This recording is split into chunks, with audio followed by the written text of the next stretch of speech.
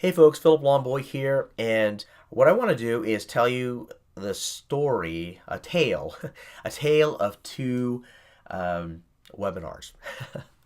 This is in relation to a conversation I had with a client this morning, and what we're doing is we're setting up a webinar for his business. So we're setting up the campaign, and I asked him. I said, "Hey, well, what is the topic of this particular webinar? What is the content? What are you gonna be talking about?" And as a side note, this particular campaign is about a webinar, but this is something what I'm gonna be sharing with you in the next few minutes is applicable whether it's a webinar that you're sending people to, whether it's a straight up offer where you're offering your product or service directly for purchase, whether it's a lead generation tool, maybe you're sending them to an 800 number or a video or a free report, whatever it might be. This lesson really applies to all of that. So just apply what I'm talking about here to what you're doing. Okay. So going back to the story, I said, well, what are we going to be talking about, or what are you going to be talking about and presenting on the webinar?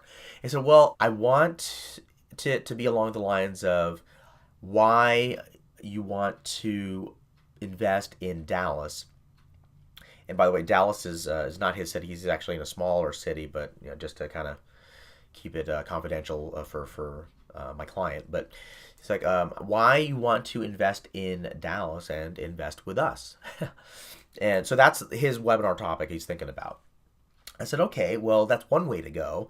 But let me ask you a question. If that's the message, who is it that we are talking to? Who's the audience for this? Who are we inviting to actually get onto this webinar session?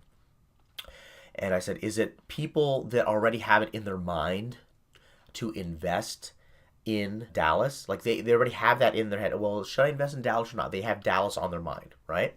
Or is it people that are just kind of, in general, they've got money to invest. They want to invest somewhere in the United States. They're not sure where yet.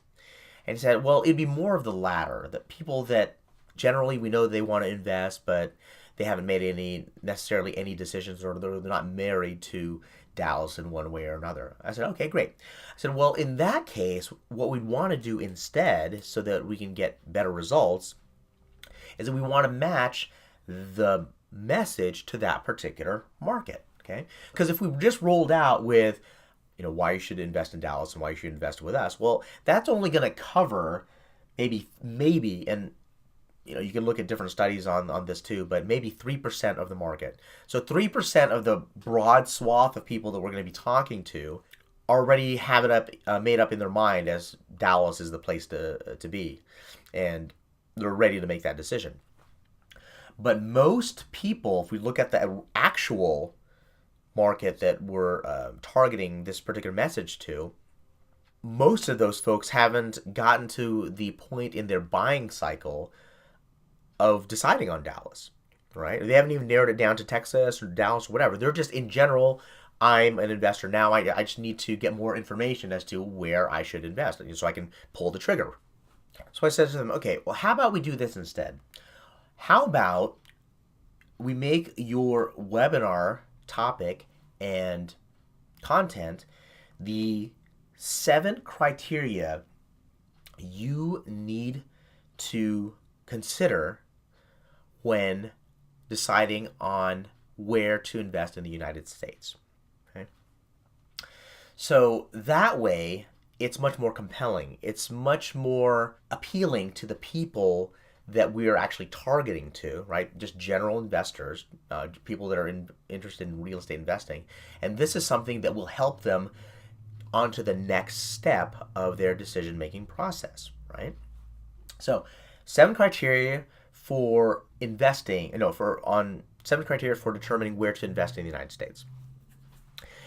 And what we're doing behind the scenes, though, when we're actually setting this up, is stacking the deck. So that each of the criteria we set up leads to Dallas, right? Now, to be fair, the criteria that we set up, it could appeal to other cities as well. And maybe when you look at the 7 criteria, we're a bit looser on it, right? So it doesn't necessarily lead directly to Dallas. Maybe it leads to Dallas and Indianapolis and Seattle, right? But and that's up to you how kind of collared in you want to make the criteria. But ultimately, when they go down, it just Dallas makes more and more and more and more sense, right?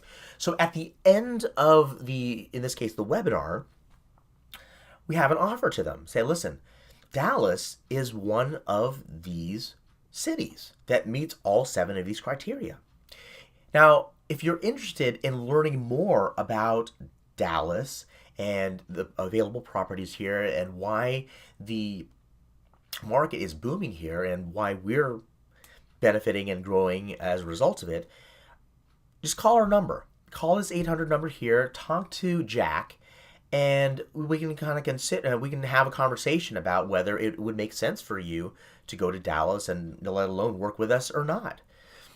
So that's the way that you want to structure something instead, right? So again, the message matches more with the audience, the market that you're looking to talk to.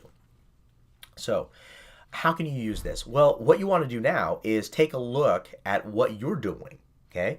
The advertising you've got out there, the lead generation tools you've got out there, and see if you're stacking the deck in your favor, right? See if what you're offering to them, whether it's the bullet points or the copy or the headline, is leading them closer to the path of choosing you, or at least getting closer to you in their buying cycle.